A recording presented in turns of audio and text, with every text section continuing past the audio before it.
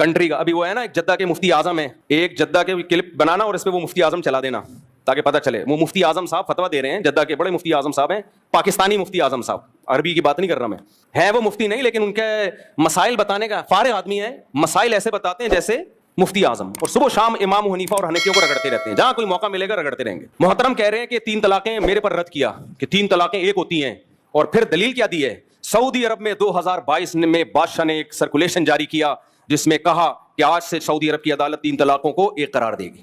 کہہ رہے ہیں دیکھو سعودی عرب بھی یہ کر رہا ہے اور یہ ہندوستان پاکستان کے ہم جیسے دیسی مولوی کیا کر رہے ہیں. اتنی سینس نہیں ہے کمبختو. سعودی عرب میں اسلام 2022 میں آیا کیا؟ 2021 تک وہاں کے بادشاہ کا بھی فتویٰ تھا. جب سے اسلام آیا 2021 تک سعودی عرب کی کورٹ 3 طلاقوں کو 3 قرار دیتی رہی ہے. تبھی تو 2022 میں بادشاہ نے چینج کیا اس کو, ورنہ چینج کرنے کی ضرورت کیا تھی؟ کمبخت آدمی, 2022 میں جو قانون چینج ہو رہا ہے تو اس کو اسلام کہہ رہا ہے, اور 2021 تک جو قانون 1400 سال سعودی عرب میں چلا آ رہا ہے 3 کو 3 کہنے کا, اس کو کہہ رہے بر صغیر کے حنفی مولوی. یہ ان لوگوں کی مینٹیلٹی ہے. کہہ رہے ہیں سعودی عرب نے بھی 2022 میں قانون بنایا ہے کہ 3 طلاق کتنی ہوں گی؟ ایک.